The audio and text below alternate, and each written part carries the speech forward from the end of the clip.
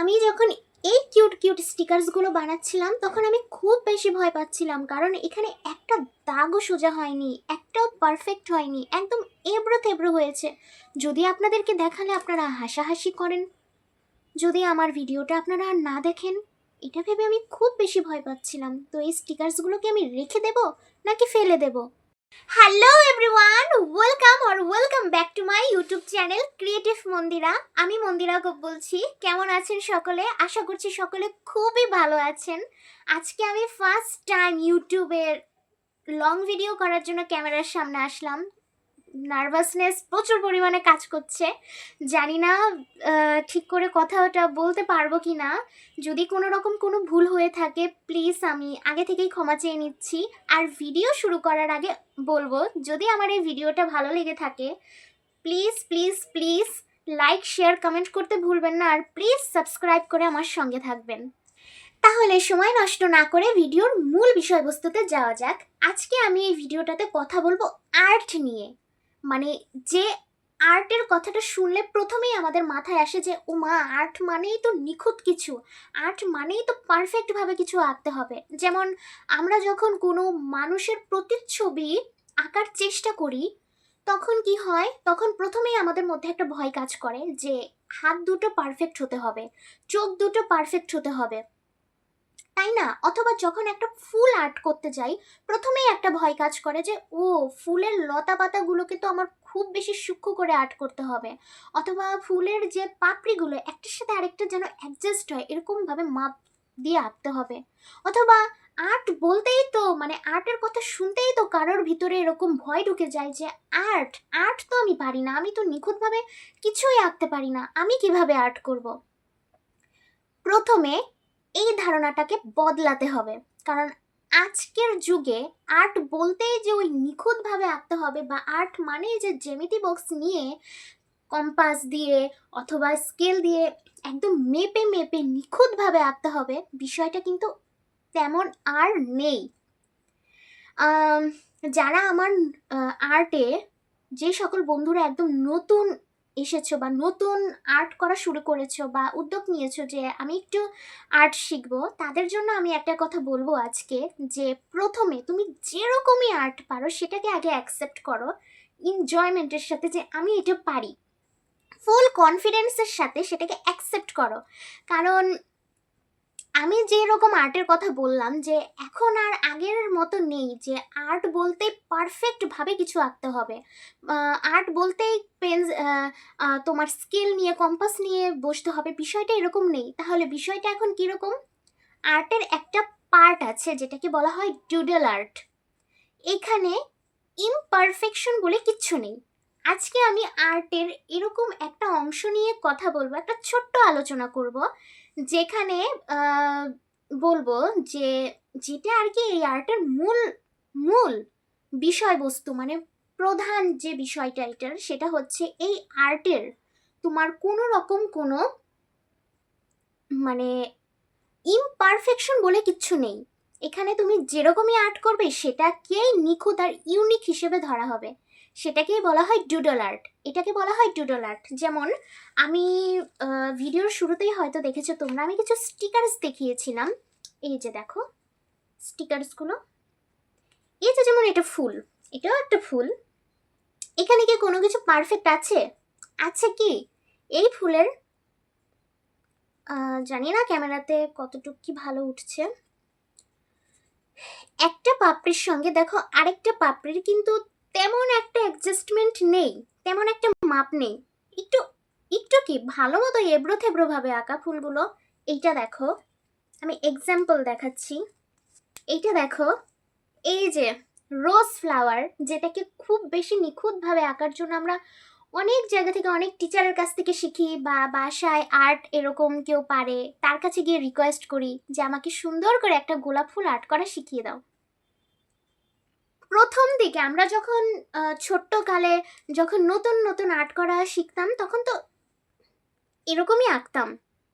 এইগুলোকে এখানে কি কোনো রকম কোনো পারফেক্ট মানে কোনো কিছু কি পারফেক্ট আছে? সব কিছু এবড়ো থেবড়ো, সব কিছু এবড়ো থেবড়ো।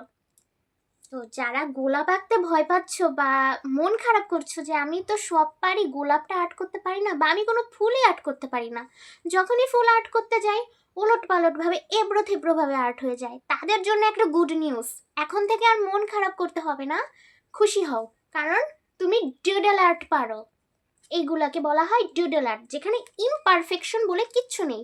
তুমি এবড়ো থেবড়ো করে যেভাবে খুশি সেভাবে আঁকো, সেটাই তোমার জন্য ইউনিক আর্ট।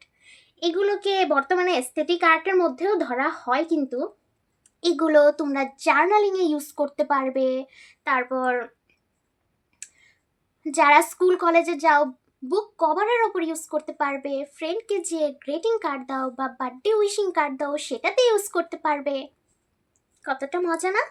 তাহলে আমি এখন কোশ্চেন করতে পারো যে আমি এগুলো কিসের উপর আর্ট করেছি। আমার কাছে কিছু স্টিকার পেপার ছিল, এগুলো খুব আগের, আমি এগুলো আর্ট করব বলে কিনে আনিনি, এগুলো খুব আগে থেকে আমার ঘরে পড়েছিল।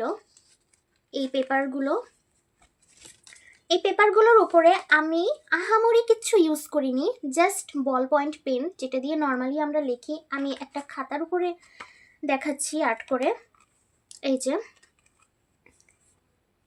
দেখা যাচ্ছে, যেমন এই যে যেভাবে খুশি সেভাবে করে ফুল আর্ট করো,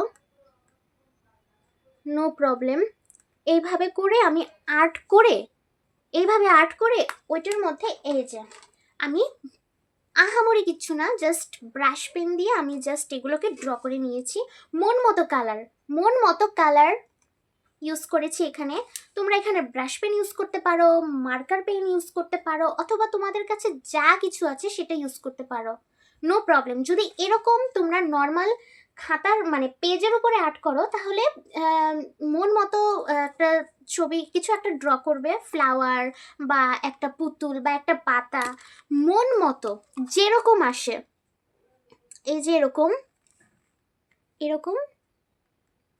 যেরকম আসে এরকম আর্ট করলে দেখা যাচ্ছে, এরকম আর্ট করলে আর্ট করার পরে সেটাকে মন মতো কালার দিয়ে কালার করবে। এটার উপরে যেহেতু এটা পেপার, চাইলে পরে তুমি এটার উপরে কস্টিপ দিতে পারো, দিয়ে সেটাকে কাট করে পেছনে গ্লু লাগিয়ে তোমরা তোমাদের বুক বা উইশিং কার্ড যেটা ফ্রেন্ডকে গিফট করতে চাও সেটাতেও লাগাতে পারো, নো প্রবলেম। যেহেতু আমি স্টিকার পেপারের উপর এগুলো আর্ট করেছি, তো আমি তো এগুলো মানে এইভাবে করে ইউজ করা যাবে। স্টিকার পেপারের উপরে আর্ট করলে এইভাবে তোমরা ইউজ করতে পারবে। এই যে একটা শাইনি ব্যাপারটা দিচ্ছে না, তোমরা এই নর্মাল পেজে আর্ট করে যদি ওটার উপর একটা কস্টিপ লাগিয়ে নাও, সেম কিন্তু শাইনি ব্যাপারটা আসবে। পেছনে জাস্ট গ্লু লাগিয়ে তোমরা ইউজ করতে পারো। এখন এই ডুডল আর্টগুলোর কিন্তু স্পেশালিটি আছে, সেটা হচ্ছে এগুলো আর্ট করতে কোনো রকম কোনো আহামরি ম্যাটেরিয়ালসের দরকার হবে না, কোনো দামি কলম বা পেন্সিলের কিচ্ছু দরকার হবে না, বা দামি কাগজ কিচ্ছুর দরকার নেই। তোমার কাছে যে নর্মাল পেন্সিল আছে বা কলম আছে, রেগুলার যে তুমি যে কলমটা ইউজ করো লেখো, নর্মাল যে বল পয়েন্ট পেনগুলো আছে সেগুলো দিয়ে তুমি অনায়াসে এগুলো আর্ট করতে পারবে। এখন এই ডুডল আর্টগুলো কিন্তু অনেকটা মানে কিউটি স্টিকার্সের মতো দেখায়, যেরকমটা আমি দেখালাম। এগুলো তোমরা গ্রিটিং কার্ডে ইউজ করতে পারো, উইশিং কার্ডে ইউজ করতে পারো, বা ডিআইওয়াই যে কোনো কিছু জার্নালিং হাতে যেসব ডিআইওয়াই যে জার্নালিংগুলো করা হয়, হ্যান্ডমেড জার্নালিং, সেগুলোতে ইউজ করতে পারো, নো প্রবলেম। আর এই ডুডল আর্ট করার কিন্তু অনেক উপকারিতা আছে, মানসিক উপকারিতা আছে। কীরকম?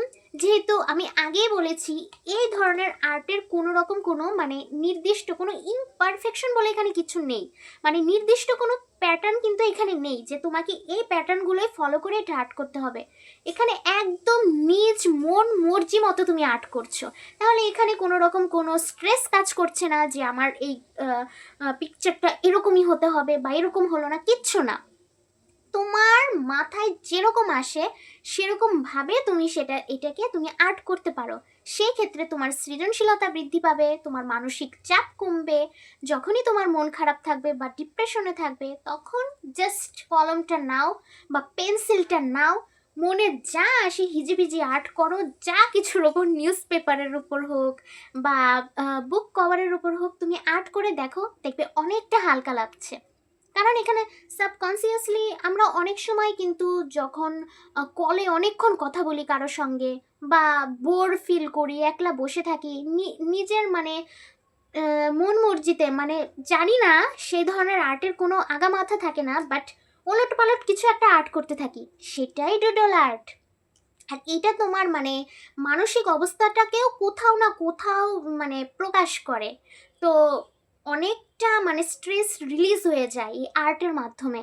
তো তোমরা এই ডুডল আর্টটা তোমরা করে দেখো। আর যারা যারা এই পর্যন্ত ভয় পাচ্ছ যে আমি তো ভালো আর্ট পারি না, ভালো আর্ট পারি না, আর কোনো ভয় নেই, কারণ তোমরা যে আর্টই পারো সেটাই কিন্তু ইউনিক হতে চলেছে এখন। এটাই এখন অ্যাস্থেটিক আর্ট হিসেবে মানে পরিচিতি লাভ করতে চলেছে। তো এটাকে আমার ত্রুটি এরকমভাবে না দেখে এটা আমার একটা গুণ এইভাবে দেখো। কনফিডেন্সের সাথে এটাকে ট্রাই করো, দেখবে খুব ভালো লাগবে। আজকে আমার এটা প্রথম ভিডিও, ইউটিউবের লং ভিডিও। আমি এর আগে কখনোই কোনো ভিডিওতে এসে মানে ইউটিউবের জন্য এই আর্ট নিয়ে এভাবে কখনোই আমি এইভাবে বিস্তারিতভাবে কথা বলিনি। তো আমি হয়তো যতটুকু যা প্রকাশ করতে চাইছি হয়তো ততটুকু পারফেক্টলি পারলাম না প্রকাশ করতে। আমার কথায় হয়তো অনেক জায়গা অনেক রকম ভুল থাকতে পারে, তো সেটার জন্য আমি আপনাদের কাছে ক্ষমা চেয়ে নিচ্ছি।